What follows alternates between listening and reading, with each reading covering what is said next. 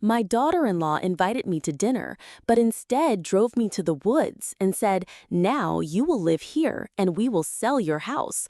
Don't even think about coming back." But I did not give up, and when I returned home, they realized they had lost. At 70, I thought I knew life well enough to see lies before they came near me. I had lived through wars and hunger, raised a son mostly on my own, buried friends, and built my home into a little fortress of memories. But it turns out, even at my age, you can still be deceived, especially when the deceit comes from those closest to you. It was a warm afternoon when Lillian, my daughter-in-law, appeared at my apartment door. She had always been elegant, too elegant for my taste. Silk blouses even at home, lips painted a sharp red, hair sprayed into a style that never moved. She looked at me as if I were a stubborn stain she had no choice but to tolerate. Still, she put on her smile that day, the one that never reached her eyes. "Mama Eva," she said sweetly, setting a basket of grapes and pears on the table as if she were bringing an offering. "You spend too much time indoors. It's not healthy. I thought, why don't we go to the countryside, just for a day or two? Fresh air, pine trees, birds. You'll feel 20 years younger." I raised my brows, surprised. "The countryside?" "Yes, my friend has a dacha. Quiet, clean, beautiful. No neighbors to bother us. You'll love it." She spoke quickly, as if rehearsed. I hesitated. At my age, I had grown suspicious of sudden kindness. For years, Lillian had made me feel like a guest in my own son's house, criticizing how I cooked, how I dressed, even how I spoke. She didn't like when I visited often. She said I spoiled her children with old-fashioned ideas. And now she wanted to whisk me away to the countryside? "Is this your idea or my son's?" I asked. She laughed softly, waving her hand. "Don't be silly. He's too busy with work. I thought of it myself. You deserve it." Her tone was sugar, but her eyes flickered cold. I should have trusted my instinct, but my heart wanted to believe. I hadn't left the city in years. The thought of hearing the rustle of pine needles instead of cars, of smelling grass instead of gasoline, tempted me. "All right," I said finally. "One day, no more." The next morning, she arrived early, far earlier than expected. She urged me to pack only a small bag. "No need for much," she said. "You'll be more comfortable with just the essentials." As we drove, the city fell away quickly. The buildings grew sparse, the roads narrower. I watched from the passenger seat as fields spread wide, and then the forest closed in, thick, dark, endless. I pressed my palms together in my lap, uneasy. "It's been so long since I left," I murmured. "You'll thank me for this," she said, her eyes fixed on the road ahead. Her voice was calm, almost too calm. A shiver passed through me, but I ignored it. I didn't know then that this drive was not meant to lead me to fresh air and rest, but to betrayal. The forest came suddenly, like a wall of green and shadow. Tall trees crowded the narrow road, their branches intertwining overhead until the sunlight was barely a memory. The car slowed, tires crunching on gravel that seemed older than the world itself. Lillian's voice broke the silence. "Here we are," she said lightly, almost cheerfully. "Just a short walk from the dacha. You'll love it." I nodded, trying to mask my unease. Something about the dense trees, the smell of wet earth, and the absolute quiet made my heart beat faster. My legs felt heavy as I stepped out of the car, and the tall grass brushed against my coat. Birds chirped, but there was no welcoming song, just the uneasy rustle of leaves and the distant crack of branches under some hidden weight. "I'll just park here," shutting the door behind her. "Stretch your legs, and I'll be right back." I blinked at her, uncertain. "You'll come with me?" Her smile was quick, practiced. "Of course. Just wait a moment while I check the road ahead." I took a deep breath, the forest air thick with pine and wet moss. Step by step, I walked along the faint trail, unsure if I should follow her or stay by the car. Then I looked back. The car was gone. I froze, fear rising like a wave in my chest. The gravel road ahead was empty. The sky through the branches was a thin slice of gray. Lillian had vanished. Lillian? My voice was small, swallowed by the forest. No answer, just the whisper of wind in the needles above. At first, I thought she had gone to fetch something, to turn back any moment. But as minutes passed, panic grew. My feet carried me further into the forest, blindly, hoping for a sign, a sound, a trail.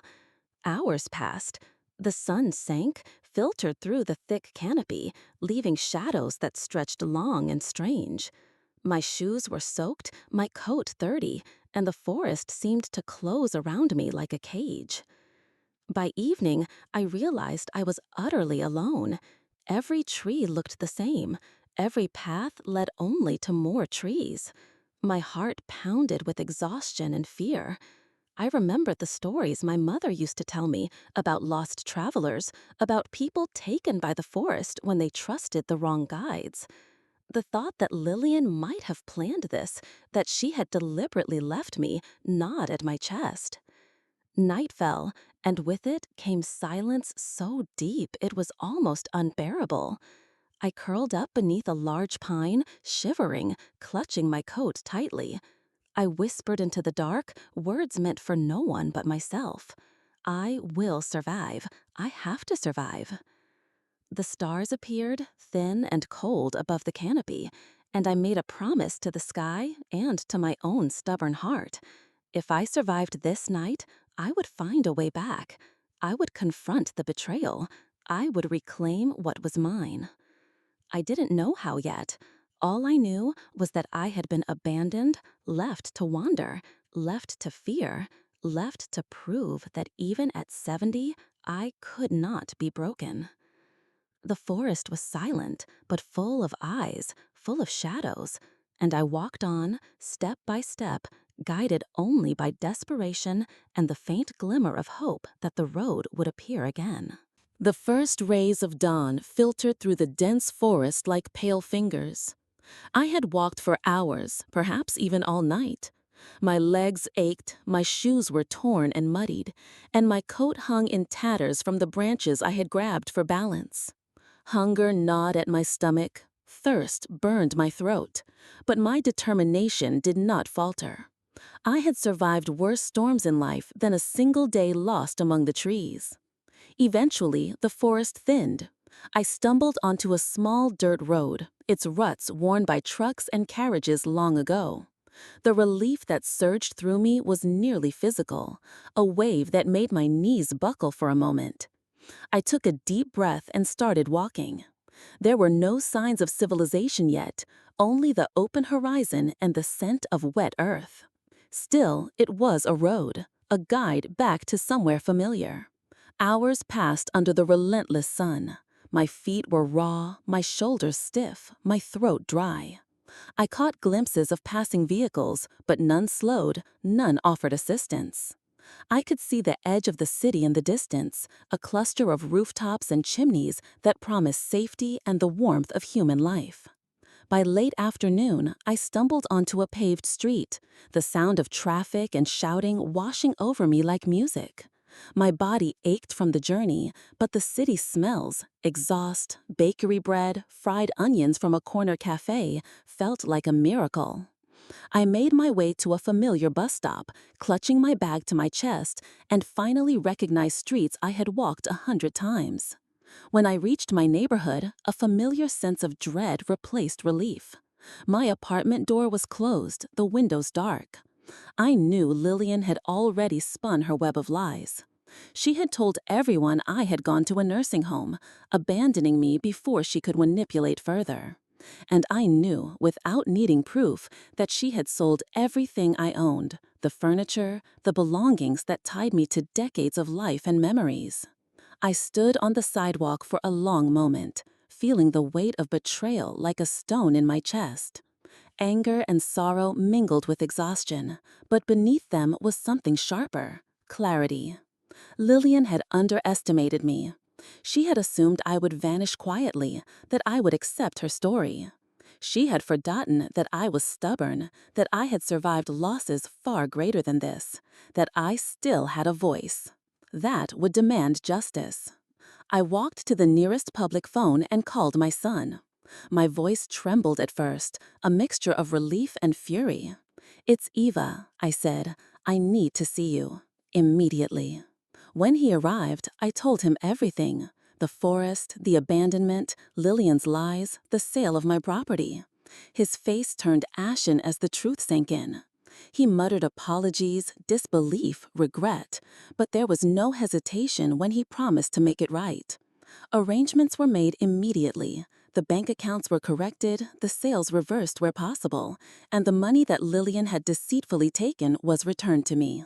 Standing once again in my own home, surrounded by familiar walls and the faint scent of decades past, I felt something I hadn't felt since that dark forest: triumph. It was quiet, uncelebrated, but real. I had walked through fear, through abandonment, through betrayal, and emerged whole. I looked at my son, and then at the door I had once feared he would not open for me. "It's done," I said. And for the first time in days, I smiled without hesitation, without doubt. The worst of Lillian's cruelty had failed. I knew the next steps would be long, that the daughter-in-law would have to answer for her actions, that she could no longer hide behind deceit and charm. And I, at 70, had learned once more that age does not define weakness. Cunning, courage, and resolve do. When I returned to my apartment, the first thing I noticed was silence. Not the quiet of a home, but the absence of life that should have been mine. My furniture was gone, replaced by empty floors and echoes. Curtains, books, the small collection of porcelain figurines my mother had left me, all vanished. Even the paintings I had collected over the years were gone, replaced by stark walls that reflected my disbelief. I sat down heavily in the chair by the window, trying to breathe. The city outside hummed on, oblivious, as if the world had not conspired against me in the days I had been wandering through forests and dirt roads. The thought of Lillian's hands, carefully planning, lying, manipulating, made my chest ache with anger. How had my son let this happen? How had they assumed I would disappear quietly, humiliated and silenced? I called a neighbor I trusted. "Tell me," I said, my voice tight, "did Lillian say anything about me?" "She told everyone," the woman said hesitantly, "that you went to a nursing home, that you decided to leave quietly. She said it was your choice." Her pause was heavy with sympathy. "They all believed her, Eva. Everyone." I gripped the edge of the table, nails digging into the wood. My home, my life, my memories, sold and manipulated, while the people I thought I could trust nodded along. My stomach turned as I realized the full extent of the betrayal. Lillian had not only abandoned me in the forest, she had erased my existence from the eyes of those around me, pretending I no longer mattered. And with my property sold, she had profited from everything I had spent a lifetime building. I thought of the days I had wandered, lost, shivering under pine trees, unsure if I would ever see the city again. That fear transformed into a hard, resolute determination. I would not allow her to take more than she already had. I would make her answer for this. I went to the bank, gathered my records, checked all accounts, and began documenting every transaction, every signature, every sale. I called my son again, this time with calm precision. "You need to understand everything she did," I said. I recounted the abandonment, the lies, the deceit, and the sales she had made in my name. By evening, arrangements had begun. My son, finally realizing the depth of her manipulation, helped me reclaim my property and reverse fraudulent transactions. Lillian's face, when confronted, was pale, her charm stripped away, leaving only the panic of someone who had underestimated her victim. When she tried to argue to justify herself with feigned innocence, I looked her in the eye and felt no fear. "You thought I would vanish," I said softly, "but I did not. You took what was not yours, and now you will pay for it. Not just in money, but in the work you will have to do to fix what you destroyed." Her silence was telling. I did not need to raise my voice. The years of patience, the hours of planning, the endurance through fear and loss, they spoke louder than any words I could muster. By the time night fell, the house had returned to me. The sense of triumph was quiet, measured, but absolute. I knew the next days would bring consequences for Lillian. She would have to work twice as hard, repair what she had sold, pay what she owed, and face the shame of her actions. And I, standing firmly in my reclaimed home, would watch, unbroken, dignified, victorious. For the first time in weeks, I slept that night in peace, the weight of betrayal finally balanced by the certainty of justice and the strength of my own resolve. The days that followed were a mixture of confrontation, calculation, and a quiet satisfaction that only comes from reclaiming what was rightfully yours. With my son by my side, we contacted banks, real estate offices, and legal advisors. Every document was checked, every signature verified. Lillian could no longer hide behind false smiles or polished words. The evidence of her deceit was absolute. It was exhausting work, both mentally and physically. I went from office to office, signed papers, confirmed transactions, and gave testimony of everything that had happened: the abandonment, the lies to friends and neighbors, the sale she had executed without my consent. Each step was a small victory, each stamp and signature a reaffirmation that I was not powerless. When the final reversal of the property and funds was complete, I stood in my restored apartment and let myself breathe. Everything I had thought lost, my furniture, my savings, the little things that held decades of memories, had been returned. My son, his eyes heavy with regret and relief, placed his hand over mine. "I should have seen it sooner," he murmured. "I should have protected you." "You did now," I said simply, my voice steady. "That is what matters." Lillian, meanwhile, faced the consequences she had tried to avoid. The sale of my property, conducted without my permission, meant that she now owed not only restitution, but also interest, taxes, and penalties. She was forced to work 2 jobs just to keep up with the obligations she had created with her lies. I watched from the distance of my regained life as she struggled to maintain the facade she had so easily worn when she thought she was untouchable. And yet, I felt no gloating. My triumph was measured, calm, and rooted in the restoration of what was mine. There was no need for revenge in the petty sense. Life had dealt the lessons. Lillian's labor and stress were natural consequences of the choices she had made, just as my peace and security were natural results of refusing to give in. With the house restored, I began returning to the rhythm of life I had loved for decades. I tended to my small garden, relishing the smell of earth and the green of new shoots. I took long walks through the city streets, greeting neighbors with the calm satisfaction of someone who had endured and emerged stronger. Friends visited, bringing laughter back into rooms that had recently known only the hollow echoes of betrayal. One evening, as I sat by the window with a cup of tea, I watched the city lights flicker and the shadows stretch long over familiar rooftops. The sun dipped slowly below the horizon, painting the sky in shades of pink and gold.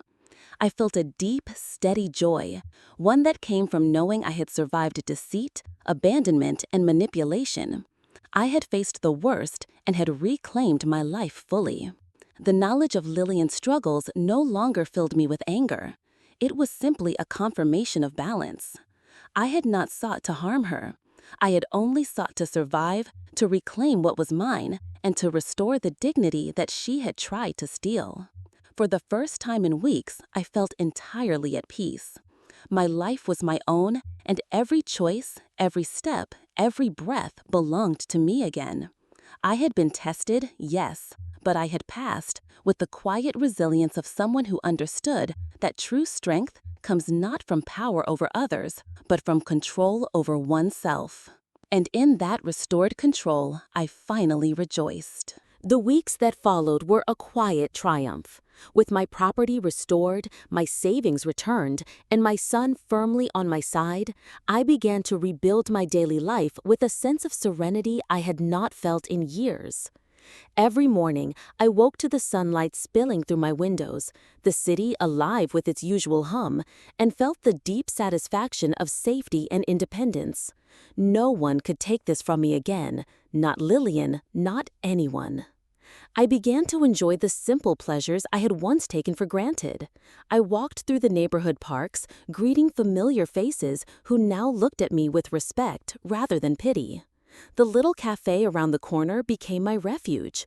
I sat there for hours sometimes, watching the world move by, savoring the ordinary rhythm that had always been my comfort.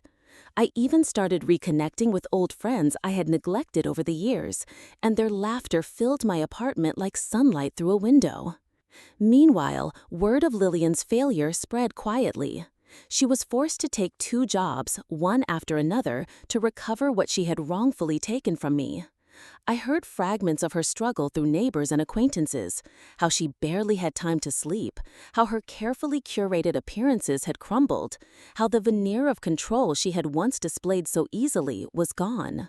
There was no joy in this for me, only satisfaction in knowing that justice had been restored. Life itself had corrected the imbalance. My son, embarrassed by what had happened and remorseful for his earlier inaction, treated me with a renewed respect. He visited often, not out of obligation, but from genuine concern and care. He made sure I had everything I needed, and I allowed myself to accept it without hesitation.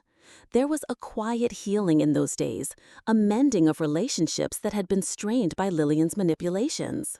One afternoon, as I sat in my sunlit kitchen with a cup of tea, I looked around my apartment. Every object, every corner, every memory was mine again. I had survived betrayal and abandonment, and I had reclaimed not just my property, but my dignity. The fear, the anger, and the hurt of being left in that forest, of having my life erased, had been transformed into a deep, enduring strength. I realized then that my life no longer depended on anyone's approval or recognition. I had my own power, my own voice, and my own freedom. Lillian had attempted to control me, to steal from me, to humiliate me, but in the end, she had only revealed the depth of her own weakness. As night fell over the city, I walked to the balcony and breathed in the cool evening air. The lights of the streets glimmered below, and the distant sounds of life, cars, laughter, music, reminded me that the world continued, indifferent to cruelty but always open to those who endured. I smiled softly, feeling a lightness in my chest that had been absent for far too long. I had been abandoned, deceived, and robbed. I had wandered through fear and isolation, and yet I had returned, stronger and wiser. Life had given me back what was mine, and I had claimed it fully. From that day on, I lived openly and joyfully, free from fear, free from manipulation, and entirely at peace. And Lillian, forced to face the consequences of her own actions, served as a reminder that deceit and cruelty may rise for a moment, but in the end, integrity and resilience endure. I poured myself another cup of tea, feeling the warmth in my hands, and thought quietly, at 70, I was still capable of thriving, still capable of joy, still capable of proving that no one, not even a treacherous daughter-in-law, could take my life, my dignity, or my happiness from me. And for the first time in a long time, I truly rejoiced.